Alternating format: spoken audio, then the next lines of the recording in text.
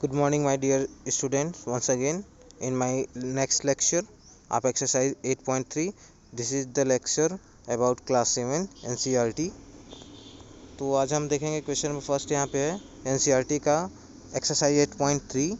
Question number first है tell what is the profit or loss in the following transaction, also find the profit percent or loss percent in the each case. मतलब नीचे दिए गए जो भी हमारे पास transactions हैं उसमें हमें प्रॉफिट हो रहा है कि लॉस हो रहा है, ये हमें देखना है.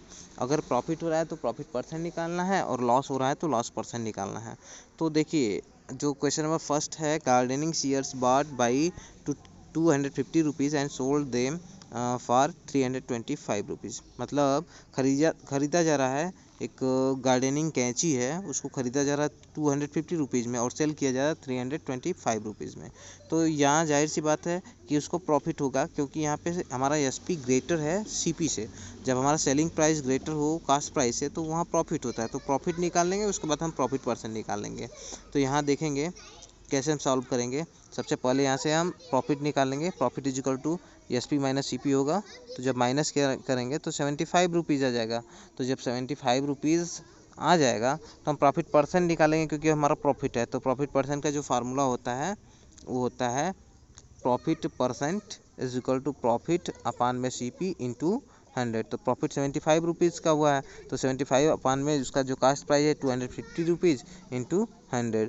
तो हम क्या करेंगे, यहाँ से जीरो से जीरो कैंसिल कर देंगे. 10 से 10 कैंसिल, 25 1 जा 25, 25 3 जा 75. तो 3 का मल्टीप्लाई 10 में हो जाएगा तो 30%, ये हमारा प्रॉफिट हो जाएगा. ठीक है, अब नेक्स्ट क्वेश्चन की तरफ बढ़ेंगे. तो जो नेक्स्ट क्वेश्चन है हमारे पास, देखिए ध्यान से.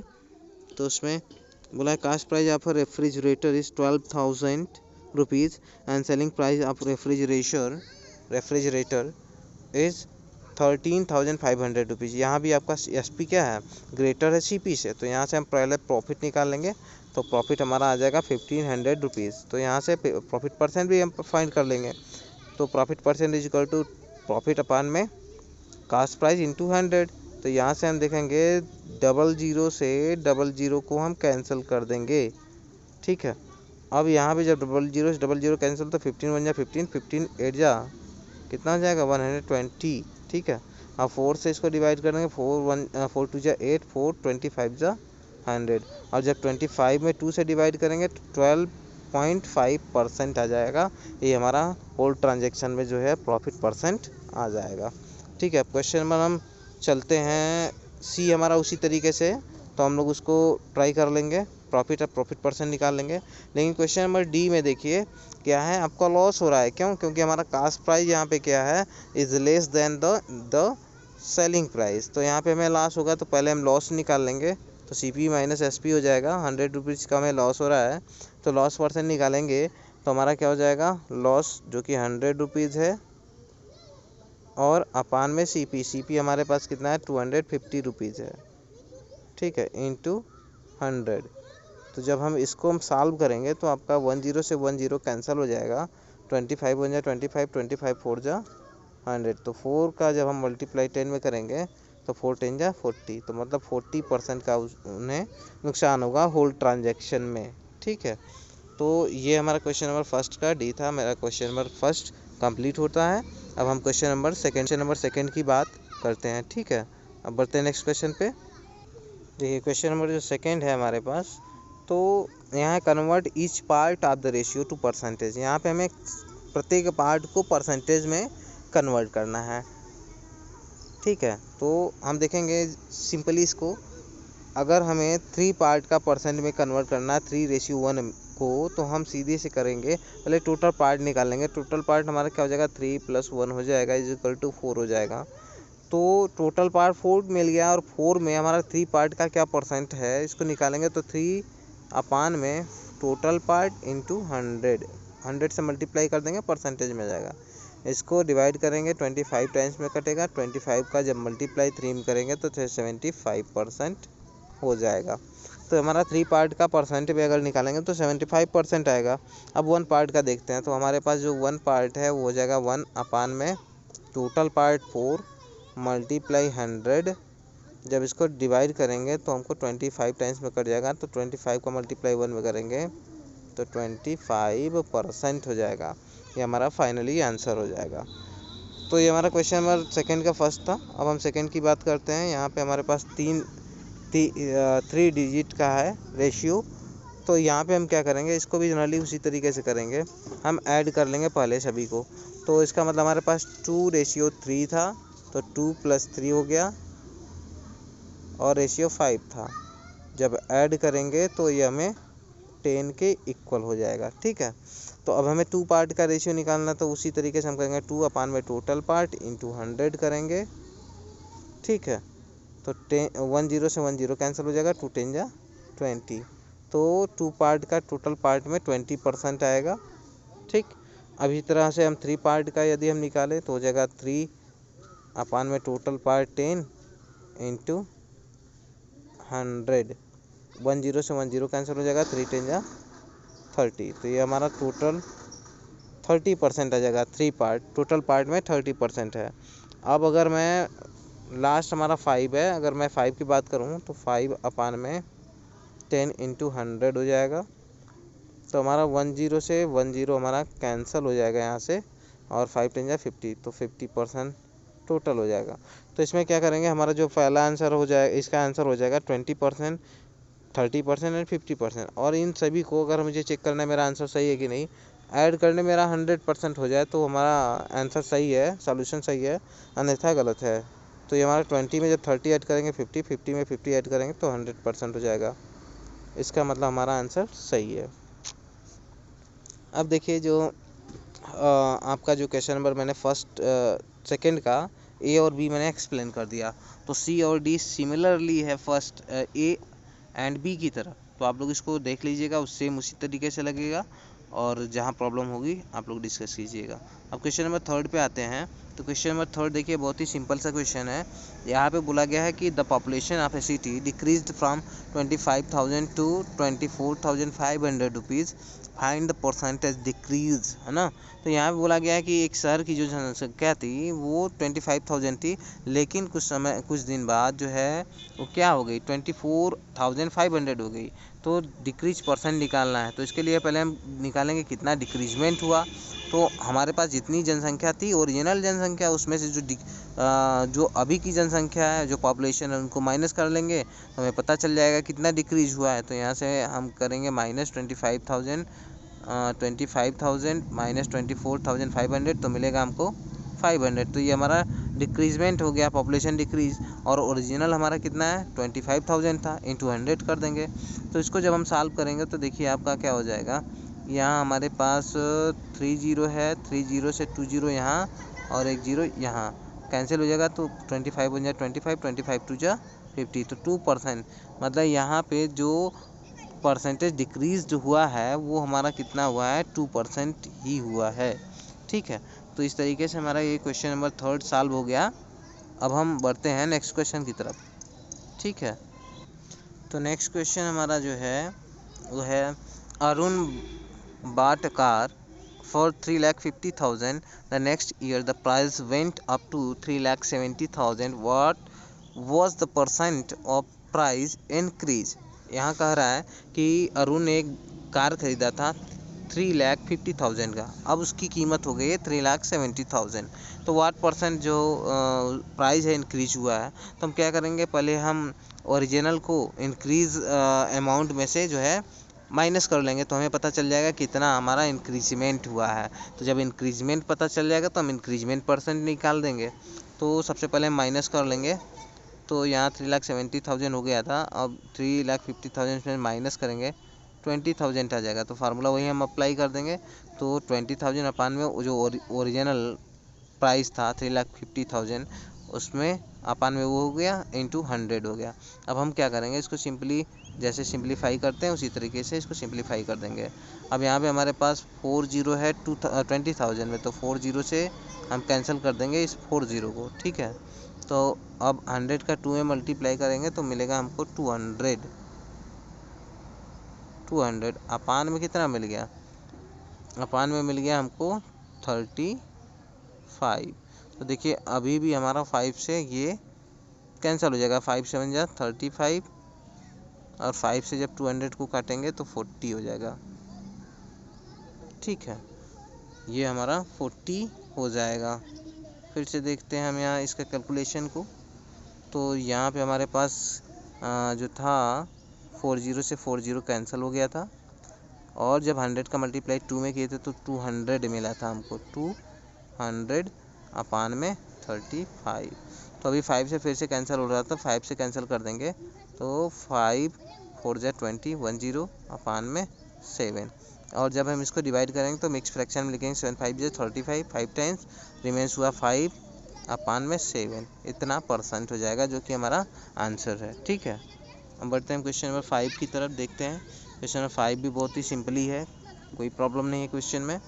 तो यहाँ पे है I buy a TV for 10,000 and sell it a profit of 20%, how much money do I get for it, है ना। कह रहा है कि मैंने एक टीवी खरीदा था 10,000 में और उसे 20% लाभ पर मैंने बेच दिया, तो कितना मनी हमें मिलेगा, है ना। तो सिंपली सी बात है, हम जनरल सा फॉर्मूला अप्लाई करेंगे। 10,000 का टीवी था, ठीक है। जब हम इसको बेच रहे हैं, एसपी हमारा किसके बराबर हो जाएगा, कास्ट प्राइस प्लस प्रॉफिट। तो ये कास्ट प्राइस 10,000 था, तो 10,000 अब हमारा कास्ट प्राइस पर प्रॉफिट होता है, प्रॉफिट ऑन सीपी। तो 10,000 का हम कितना निकाल देंगे, 20%, क्योंकि यही हमको क्या है, प्रॉफिट कमाना है। तो इंटू 20 फिर से हम इसको कर लेते हैं। यहाँ पे थोड़ा सा मिस हो गया, तो फिर से हम कैलकुलेशन चेक करते हैं। तो हमारे पास यहाँ पे जो था, जो हमें एसपी निकालना था, तो एसपी इज इक्वल टू होता है कास्ट प्राइस। तो कास्ट प्राइस 10,000 थी, ठीक है, 10,000 थी, 10,000 हो गया। अब इसी पे हमें प्रॉफिट हुआ है, प्रॉफिट ऑन सीपी। तो सीपी हमारे पास 10,000 था, ठीक है, 10,000। अब इस पे हमें 20% का प्रॉफिट कमाना है, तो इंटू 20 अपान में 100 हो जाएगा, ठीक है। तो यहाँ 20 से 20 को हम कैंसिल कर दे रहे हैं, ठीक है। तो 2 1 जा 2, मतलब 2,000 का हमें प्रॉफिट हुआ है। तो इस 10,000 में 2,000 ऐड कर लेंगे, 10,000 प्लस 2,000। तो उस प्रोडक्ट की 20% प्रॉफिट कमाने के लिए उसे सेल करना पड़ेगा 12,000 रुपीज़ में, यही हमारा आंसर हो जाएगा, ठीक है। बाकी हम फिर से इसका सॉल्यूशन देख लेते हैं दूसरी तरीके से। यहाँ पे 20% है प्रॉफिट, तो यहाँ पे पहले प्रॉफिट निकाल लिया गया है कि टोटल का 20% होगा क्या। तो यहाँ पे निकाला गया है 20% आप 10,000, तो ये मिल गया है 2,000। तो जब हमें सेल करना है, तो सेलिंग प्राइस इक्वल टू क्या होता है, cost price, selling price equal to cost price plus profit. तो कास्ट प्राइस 10,000 था, उसमें प्रॉफिट को ऐड कर दिए हैं, तो 10 to 12, तो ये 12,000 हमारा इसका क्या हो जाएगा, सेलिंग प्राइस हो जाएगा, ठीक है। अब हम देखते हैं नेक्स्ट क्वेश्चन को, सोल्यूशन को। ये भी बहुत ही इजी है, ध्यान से देखेंगे हम लोग। कराजुई sells a washing machine for 13,500 rupees, she loses 20% in the bargain, what was the price at which she bought it, है ना। कह रहा है कि जूही ने एक वॉशिंग मशीन है जो 13,500 रुपये में बेचती है, और उसे 20% का लॉस होता है बार्गेनिंग में, ठीक है, मोल भाव में। बार्गेनिंग का मतलब होता है मोल भाव, मतलब कमी बेशी करना। तो what was the price at which she bought it, तो उसने किस धनराशि पे इसे जो है ख़रीदा था। इसका मतलब कि हम लेट कर लेंगे कि x रुपये में ख़रीदा था, तो x में जब x का 20% लॉस हुआ है, तो तब ये सेलिंग प्राइस आया हुआ है।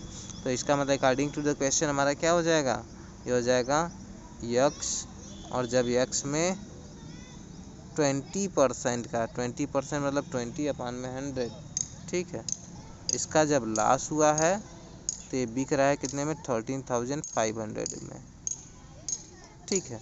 तो ये क्या हो जाएगा, इसको हम सॉल्व कर लेंगे। 20 1 जा 20, 25 जा 100, 5 का मल्टीप्लाई हो जाएगा, 5 1 जा 5, 5 में से 1 चला जाएगा, 4x हो जाएगा, 4x अपान में 5 इज इक्वल टू 13,500, ठीक है।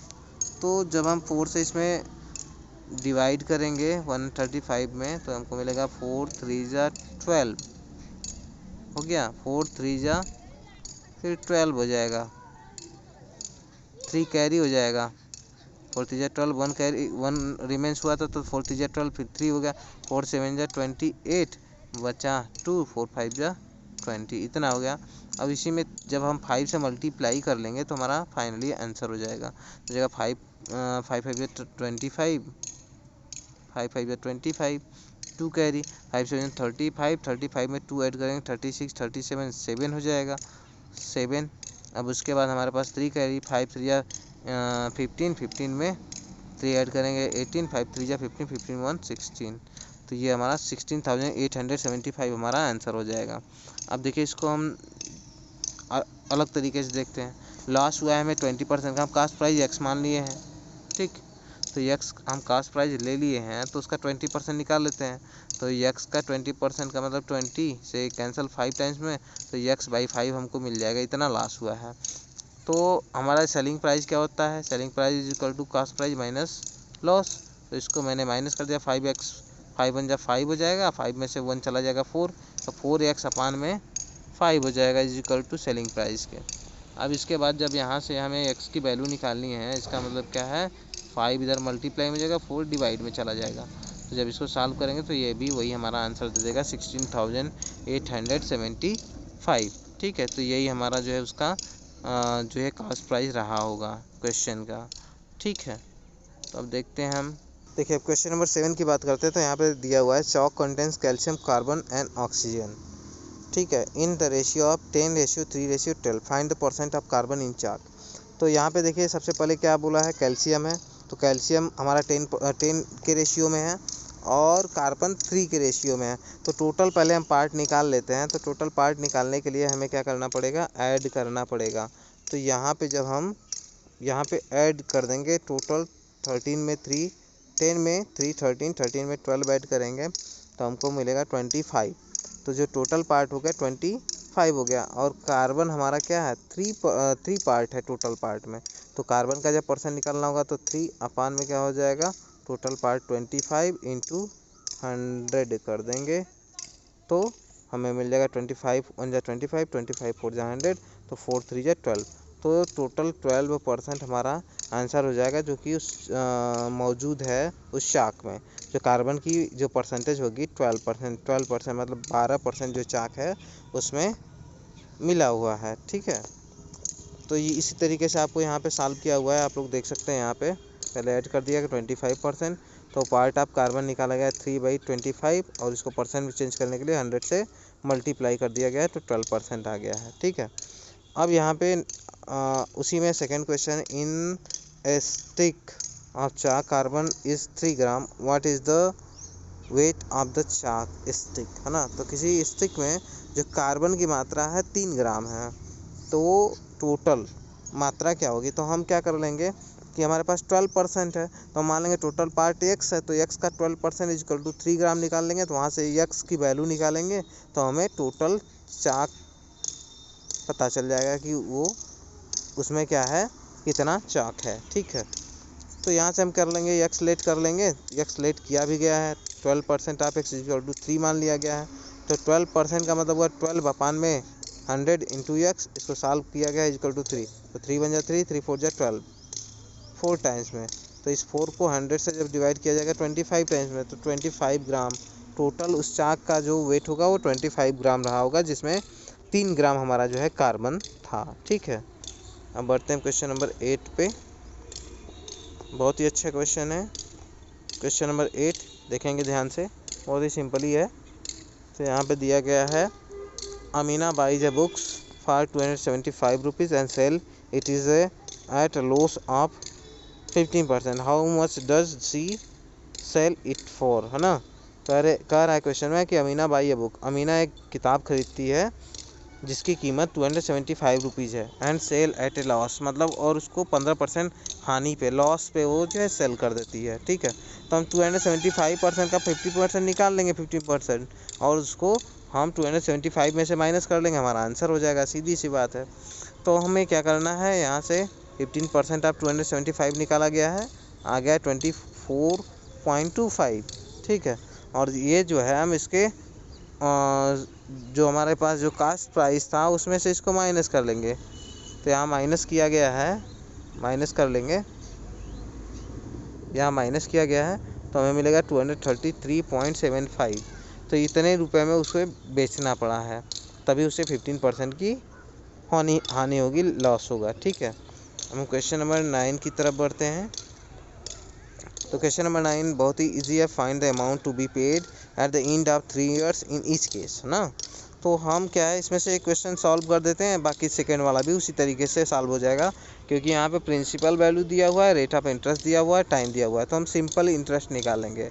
तो हम सभी जानते हैं सिंपल इंटरेस्ट का formula SI is equal to होता है P जो कि प्रिंसिपल वैल्यू है, R जो कि रेट ऑफ इंटरेस्ट है, इंटू T जो कि टाइम है, अपान में 100, है ना। तो P हमारे पास जो प्रिंसिपल अमाउंट था वो कितना है, यहाँ पे दिया हुआ है 1200, तो 1200 हो जाएगा, इंटू रेट ऑफ इंटरेस्ट कितना था पहले में 12% है, इंटू टाइम कितना 3 years है, अपान में 100।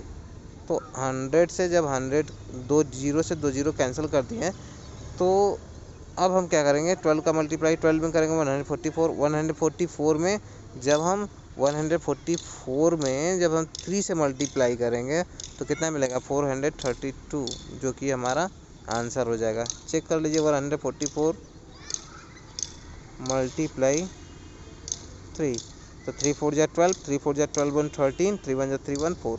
तो ये आपका आंसर हो जाएगा, मतलब जो हमें इंटरेस्ट के रूप में मिलेगा 432 रुपीज़ मिलेगा। ठीक है, तो ये हमारा आंसर हो गया है, जो कि आपका यहाँ पे दिया हुआ है। सिमिलरली आप क्वेश्चन नंबर बी वाला भी सॉल्व कर लेंगे, कोई प्रॉब्लम नहीं है। अब हम बढ़ते हैं क्वेश्चन नंबर 10 के पास, देखते हैं क्वेश्चन नंबर 10 क्या है। क्वेश्चन नंबर 10 देखिए आपका है, what rate gives ₹280 as interest on the sum of 56,000 in 2 years। 2 साल में 56,000 रुपये पर कितने प्रतिशत प्रति वर्ष ब्याज की दर से 280 रुपये ब्याज मिलेगा। तो यहाँ पे हमें P निकालना है, बाकी सारा फार्मूला हम वही अप्लाई करेंगे, यहाँ पे दिया हुआ है। तो यहाँ से हम P हमारा दिया हुआ है, SI दिया हुआ है, T आपका दिया हुआ है, और हमें R की वैल्यू निकालनी है। तो यहाँ से हम निकाल लेंगे, सीधी बात 20 से 20 कैंसिल कर लेंगे, ठीक, और 10 से और एक 10 यहाँ पे कैंसिल हो जाएगा, 28 1 जा 28 और 28 2 जा 56, तो 2 हो जाएगा, 2 2 जा 4। तो R इज इक्वल टू क्या हो जाएगा, R इज इक्वल टू हो जाएगा 1/4, और जब इसमें 1 में 4 का डिवाइड करेंगे तो हमको मिलेगा 0.25%। ठीक है, ये हमारा रेट ऑफ इंटरेस्ट हो जाएगा, जो कि हमारा आंसर है। इसी तरीके से यहाँ भी सॉल्व किया हुआ है, आप लोग देख सकते हैं। ठीक है, अब हम बढ़ते हैं क्वेश्चन नंबर 11 की तरफ। तो यहाँ क्वेश्चन नंबर 11 में भी सिंपल सा क्वेश्चन है, केवल समझने की ज़रूरत है। If Meena gives an interest 45 rupees for 1 year at the rate of 9% per annum, what is the sum of she borrowed, ना। कह रही है कि यहाँ पे मीना जो है 45 रुपये ब्याज के रूप में 1 साल का देती है, जबकि ब्याज दर है 9% पर एनम। तो उसे कितना उधार लिया था। ठीक है, तो यहाँ से हम सिंपल इंटरेस्ट वाला फार्मूला लगा के वहाँ से हम प्रिंसिपल की वैल्यू निकालना है। सारा वैल्यू हमें लिख देना है, यहाँ 45 ही रहेगा, कि 45 रुपीज़ वहाँ पे इंटरेस्ट मिला है। रेट ऑफ इंटरेस्ट 9% 9 ही रहेगा, और 1 टाइम पीरियड 1 year है, अपान में 100। इसी को हम सॉल्व कर लेंगे, 9 1 जा 9, 9 5 जा 45, तो 5 का 100 में क्रॉस मल्टीप्लिकेशन हो जाएगा, तो 500 जो उसकी अमाउंट रही होगी प्रिंसिपल वैल्यू, वो 500 रुपीज़ रही होगी। यही हमारा जो है प्रिंसिपल वैल्यू था, जिस पे उसको इंटरेस्ट 45 रुपीज़ पर ईयर देना था। ठीक है, तो अब हम क्या करेंगे, ये हमारा सारा क्वेश्चन सॉल्व हो गया 8.3 का, और मैंने 8.1 और 8.2 पहले ही मैंने SCA ऐप पे मैंने अपलोड कर दिया है, तो आप लोग इसको देख लीजिएगा, इसका PDF भी आपको मिल जाएगा। तो आपका चैप्टर 8 पूरी तरह से कंप्लीट हो गया, और अब हम नेक्स्ट वीडियो चैप्टर 9 का अपलोड करेंगे। ठीक है, आज के लिए इतना ही। I love you, thank you, good day, have a nice day.